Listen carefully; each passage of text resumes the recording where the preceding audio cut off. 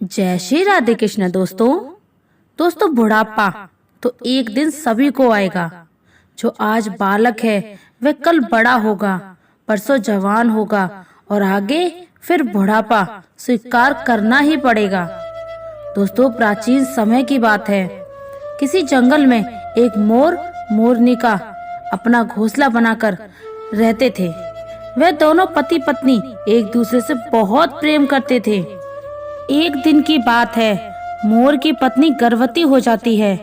इस बात को जानकर कि अब वे दोनों माता पिता बनने वाले हैं, मोर मोरनी बहुत ही खुश थे। और अब मोर अपनी पत्नी का बहुत ख्याल रखता था। हर दिन उसे दाना पानी लाकर घोंसले में दिया करता था। अब धीरे धीरे समय गुजरता गया और मोर की पत्नी का प्रसव का समय निकट आ जाता है। अब मोर की पत्नी बहुत ही खुश होकर अपने पति मोर से कहती है कि हमारी संतान आने वाली है, बहुत ही जल्द मैं अपने बच्चे को जन्म दूंगी। बुढ़ापे में वे हमारी खूब सेवा करेंगे, हमारा सहारा बनेंगे। अब हमें किसी बात की चिंता नहीं है। हमारी संतान हमारी खूब सेवा करेगी और हम भी उनसे बहुत ही प्यार करेंगे। दोस्तों मोर कहता है कि प्रिय, हमें ऐसा नहीं सोचना चाहिए कि हमारी संतान हमारी सेवा करेगी या हमारा सहारा बनेगी। मोर की पत्नी कहती है कि आप ऐसा क्यों कह रहे हैं? हर संतान अपने माता पिता की सेवा करती है, फिर हमारी संतान हमारी सेवा क्यों नहीं करेगी? तब मोर कहता है कि हे प्रिय, मैं तुम्हें एक कहानी के माध्यम से बताता हूँ। तो प्रिया, किसी नगर में एक व्यक्ति रहता था। उस व्यक्ति के घर में ईश्वर का दिया सब कुछ था। खूब पैसे, धन दौलत, मान सम्मान सब कुछ होने के बाद भी पति पत्नी दुखी रहते थे। उनके दुख का कारण था कि ईश्वर की कृपा से उसके घर में सब कुछ था, इन कोई संतान नहीं थी। साथ ही इस बात को लेकर दोनों पति पत्नी चिंतित रहते थे। इस तरह दोनों पति पत्नी को एक साथ रहते हुए कई साल गुजर जाते हैं, लेकिन उनके घर में कोई संतान नहीं होती। वह व्यक्ति अपनी पत्नी को अच्छे से अच्छे डॉक्टर को दिखाता, महंगे से महंगे अस्पताल में ले जाकर वह अपनी पत्नी का इलाज कराता। पवित्र तीर्थ स्थान पर जाकर संतान प्राप्ति की मन्नत मांगता, मंदिर में जाकर माथा टेकता। तब कहीं जाकर शादी के कई साल बाद उसकी इच्छा पूरी होती है। ईश्वर की कृपा से उस व्यक्ति की पत्नी को एक पुत्र प्राप्त होता है। जब अस्पताल में बच्चे का जन्म होता है, पुत्र जन्म की बात सुनकर वह व्यक्ति खुश हो जाता है। बच्चे की साफ सफाई के बाद उस अस्पताल की नर्स जब उन्हें नन्हे से पुत्र को लेकर उनके पास पहुंचती है, तो दोनों पति पत्नी पूछने लगते हैं कि हमारी संतान कैसी है, कोई दिक्कत तो नहीं? दोनों की इन बातों को सुनकर नर्स उस व्यक्ति की पत्नी से कहने लगती है कि बहन जी, आपको जो पुत्र हुआ है वह बहुत सुंदर है, अच्छा है, लेकिन इसमें कमी है, उसकी एक आंख नहीं है। तुम्हारा पुत्र एक आंख से काना है, बस यही कमी है, बाकी सब ठीक है। जब उस माँ को ये बात पता चलती है कि मेरे बेटे की एक आंख नहीं है, मेरा पुत्र एक आंख से काना है, तो वह माँ रोने लगती है और अपने पुत्र को सीने से लगा लेती है और कहने लगती है कि कोई बात नहीं, मेरे पुत्र की एक आंख नहीं है तो क्या हुआ, एक आंख तो सही है, जैसे भी है, पर यह तो मेरे दिल का टुकड़ा है, मेरे लिए दुनिया का सबसे सुंदर बच्चा है। दोस्तों माँ के लिए सभी संतानें बराबर होती हैं, चाहे कोई काला हो, रूप हो, या चाहे कोई गोरा हो या सुंदर हो। माँ कभी अपने बच्चे का शरीर नहीं देखती, वह उनकी आत्मा से जुड़ी होती है। माँ उस बालक को देखकर कहती है, तो कितना सुंदर है मेरा बच्चा। दोस्तों उस माँ की इन बातों को सुनकर नर्स की आंखों में भी आंसू आ जाते हैं। वह नर्स सोचने लगती है, यदि परमात्मा को संतान सुख देना ही था तो इस पुत्र को दोनों आंखें दे देता। माँ कहने लगती है, मेरा ही बेटा, पर आज उसकी अगर आपके दोनों आंखें सलामत होती और भी अच्छा होता। दोनों आंखों के साथ मेरा पुत्र कितना सुंदर लगता। माँ की इन बातों को वह नर्स सुनती है तो वह कहने लगती है, बहन जी, यदि आप चाहते हो कि आपके पुत्र की दोनों आंखें हों तो ऐसा भी हो सकता है। जब माँ सुनती है कि उसके बच्चे की दोनों आंखें लग सकती हैं तो वह कहने लगी, अरे मैडम, ये कैसे संभव है। अब नर्स उन्हें बताते हुए कहती है कि ऐसा हो सकता है। उसके लिए आप दोनों माता पिता में से किसी एक को अपनी एक आंख देनी होगी। इससे आपके पुत्र की दोनों आंखें ठीक हो जाएंगी। दोस्तों, नर्स की इन बातों को जब वह व्यक्ति सुनता है तो वो कहने लगता है, कोई बात नहीं मैडम, हमारे पुत्र की एक आंख तो सही सलामत है। हमारा पुत्र एक आंख से ही दुनिया देख सकता है, दूसरी आंख उसे लगाने की कोई जरूरत नहीं। हमारा पुत्र जैसा भी है अच्छा है। मैं अपनी आंखें दान नहीं कर सकता क्योंकि मेरा घर मेरी मजबूरी, मेरी मजदूरी से चलता है। जब मेरी एक आंख नहीं होगी तो कैसे मैं अपने परिवार को चलाऊंगा, कैसे इस बच्चे का खर्च उठा पाऊंगा। यह तो कभी संभव नहीं है। जब मेरी दोनों आंखें ठीक होंगी, मैं एक पिता हूँ और अपनी पत्नी को और बच्चों को पालने का काम मेरे कंधों पर है। अब यही बात मेरे पुत्र के एक आंख की, तो यह सब परमात्मा की देन है। लेकिन माँ कहती है, यदि ऐसा हो सकता है तो मैं अपनी एक आंख अपने पुत्र को देना चाहती हूँ। मेरा क्या है, मुझे तो घर पर ही रहना है, लेकिन मेरे बेटे को तो अपना पूरा जीवन काटना है। इसलिए नर्स ने अपनी एक आंख अपने पुत्र को देना चाहती थी। अब नर्स माँ की आंख निकालकर उसके पुत्र को लगा देते हैं। इस तरह पुत्र दोनों आंखें सही हो जाती हैं और माँ कानी हो जाती है। अब दोनों पति पत्नी मिलकर अपने नए पुत्र का पालन पोषण करने लगते हैं। इस प्रकार अपने बच्चों का पालन पोषण करते हुए और उनका पुत्र 4 साल का हो जाता है। सब कुछ अच्छा चल रहा होता है। तभी एक दिन उस बच्चे के पिता की किसी दुर्घटना में प्राण चले जाते हैं। जब उसकी पत्नी को अपने पति की मौत की खबर मिलती है तो वह बेचारी रोने लगती है। वह सोचने लगती है कि मेरा 4 साल का बच्चा है, अब मैं अकेले क्या करूंगी। अब किसी तरह लोग समझा बुझाकर उस व्यक्ति का अंतिम संस्कार करते हैं। इस प्रकार वह लाचार माँ अपने बच्चे के साथ जीवन बिताने लगती है। घर में जो जमा पूंजी थी, अब वह संतान पाने की चाहत में उसके इलाज करने के लिए पहले ही खर्च हो चुकी थी। पति की मृत्यु के बाद जो भी बचत थी वह पति के अंतिम संस्कार में चली जाती है। इस प्रकार वह माँ दूसरों के घरों में पोछा करके, दूसरों के घरों में बर्तन मांजकर अपने पुत्र का पालन पोषण करने लगती है। गीता में श्री कृष्ण ने कहा है, जो लोग तुम्हारी बुराई करते हैं करेंगे, चाहे तुम अच्छा करो या बुरा। इसलिए शांत रहकर अपना कर्म करते रहो। निंदा से मत घबराओ।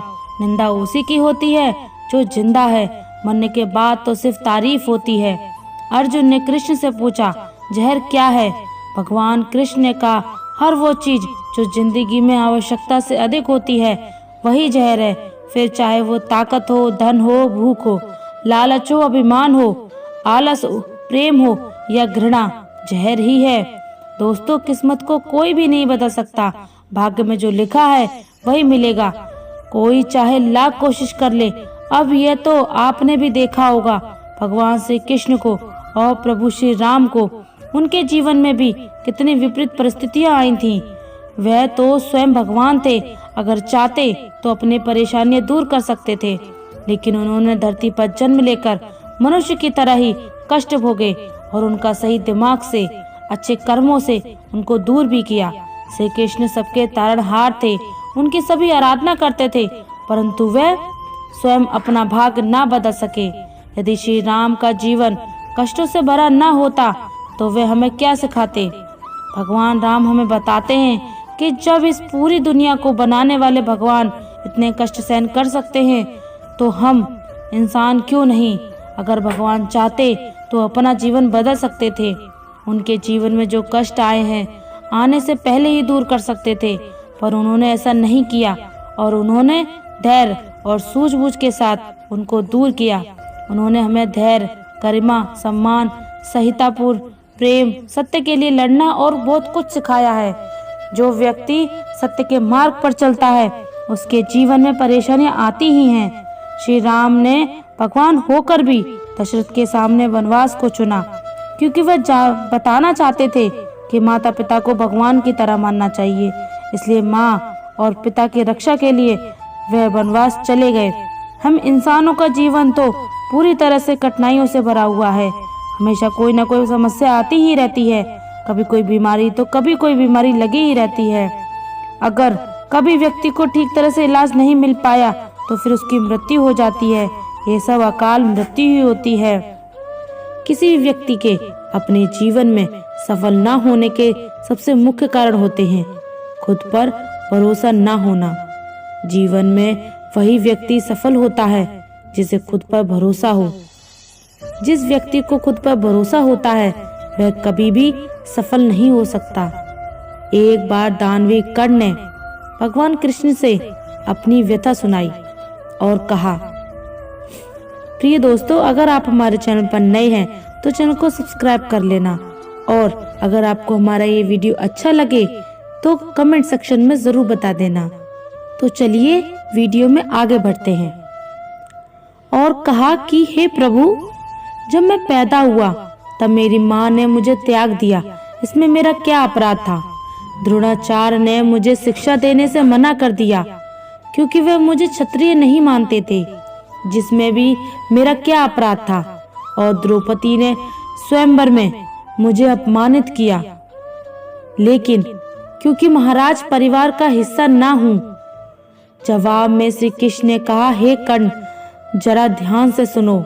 जब मेरा जन्म हुआ तब मैं कारागार में था और मैं पैदा होते ही मेरी मृत्यु मेरी प्रतीक्षा कर रही थी।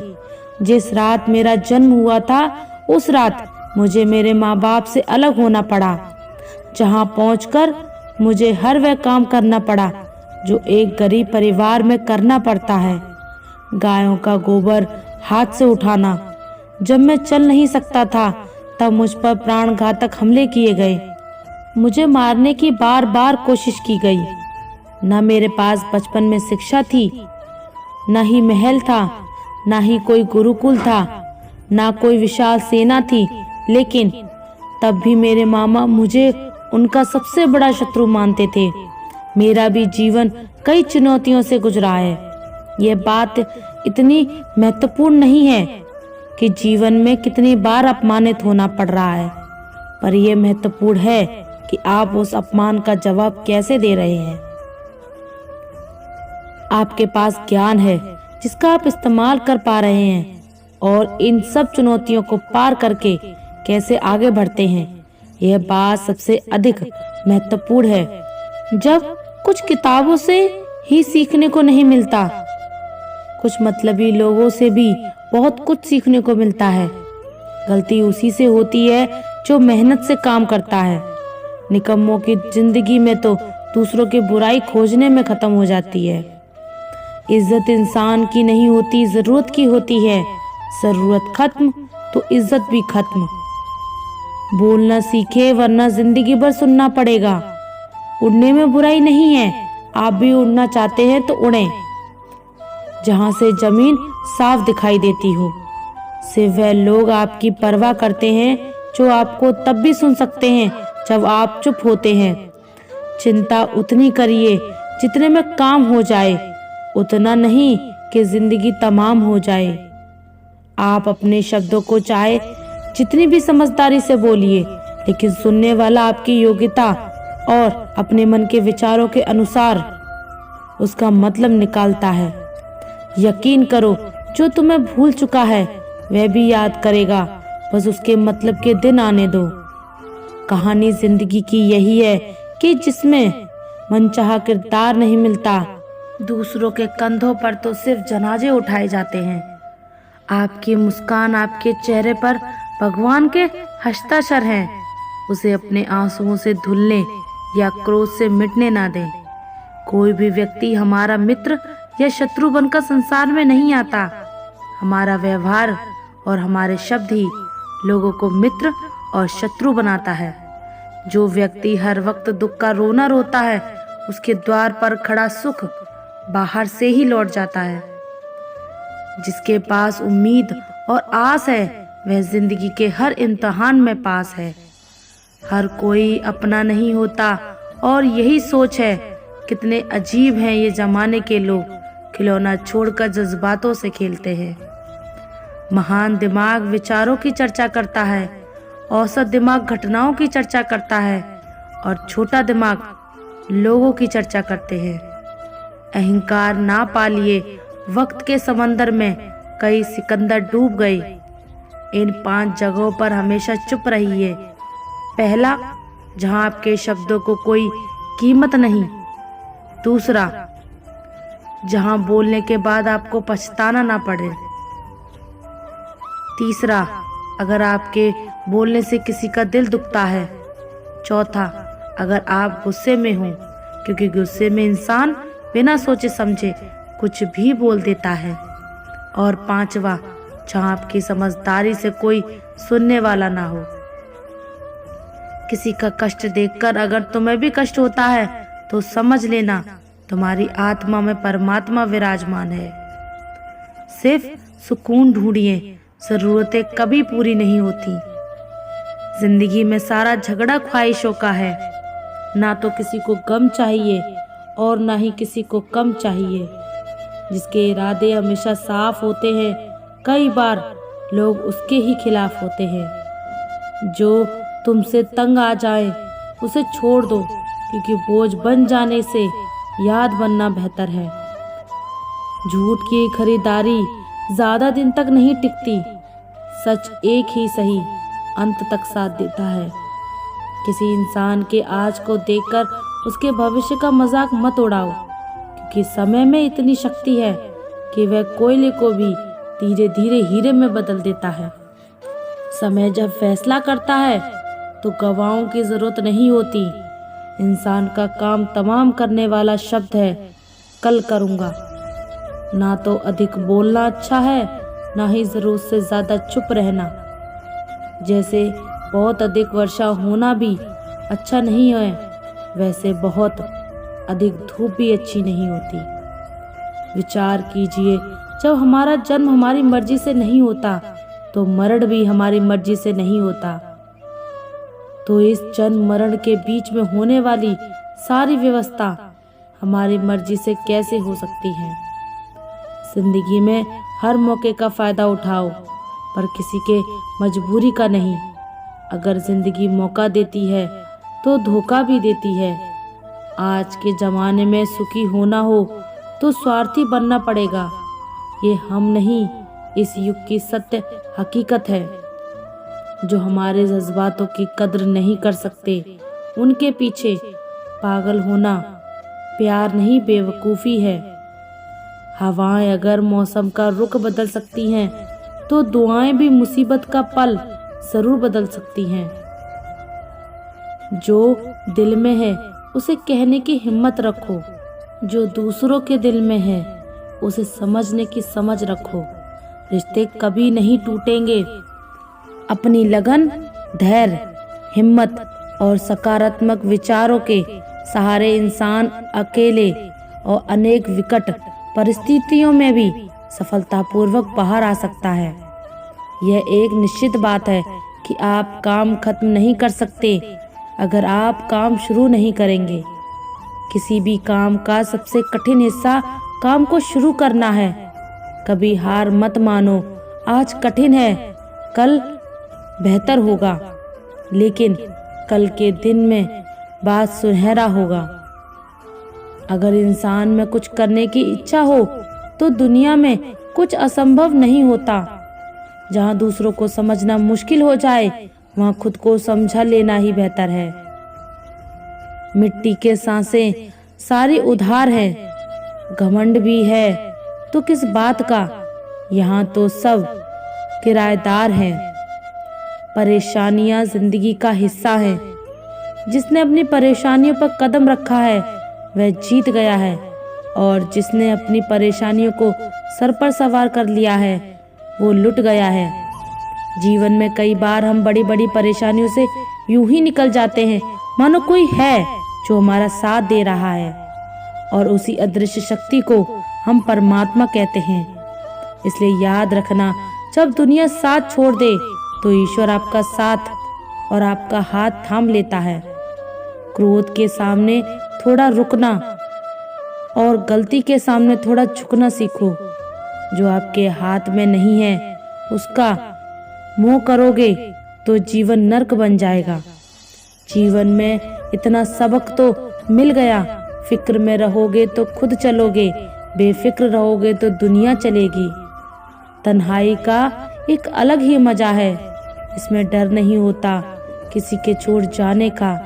तुमने खुद को कमजोर मान रखा है, वरना जो तुम कर सकते हो कोई दूसरा नहीं कर सकता।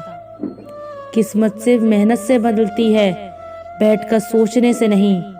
जिंदगी बहुत छोटी है, इसलिए किसी इंसान का पीछा करने से कई गुना बेहतर है कि आप अपने सपनों को पूरा करें। सही रास्ते पर चलना जरा मुश्किल है, पर उस रास्ते पर आपको कोई गिरा नहीं सकता। गिरते गिरते ही बच्चा चलने लगता है, डूबते डूबते ही इंसान तैरना सीख जाता है। चोट से घबराकर कभी पीछे मत हटना, क्योंकि चोट खाकर ही इंसान संभलने लगता है। असफलता पर लाखों ताने आए, परंतु निराश मत होना, क्योंकि यह वही समय है जिसे आप पहचान जाएंगे। जो सब्र के साथ इंतजार करना जानते हैं, उनके पास हर चीज किसी न किसी बहाने से पहुंच ही जाती है। जब तक विपरीत परिस्थितियों से लड़ोगे नहीं, तब तक वह तुम्हारे ऊपर हावी होते रहेंगे। सिर्फ वक्त के भरोसे मत बैठे रहना। किस्मत वालों के हाथ खाली रह सकते हैं, लेकिन मेहनत करने वालों के कभी नहीं। दोस्तों, अगर आपने इस वीडियो से कुछ भी सीखा हो तो कृपया इस वीडियो को एक लाइक कर दें और कमेंट में जय श्री राधे कृष्ण जरूर लिखें। अगर आप इस चैनल पर नए हैं और आप ऐसी ही वीडियो और देखना चाहते हैं तो कृपया चैनल को सब्सक्राइब करें और नोटिफिकेशन बेल आइकन को ऑन पर सेट कर दें, ताकि हमारे सभी नए वीडियो के नोटिफिकेशन सबसे पहले आपके पास आ जाए। आपका सपोर्ट भी हमारे लिए बेहद ही महत्वपूर्ण है। भगवान श्री कृष्ण की कृपा आपके साथ सदैव बनी रहे। धन्यवाद। जय श्री राधे कृष्ण।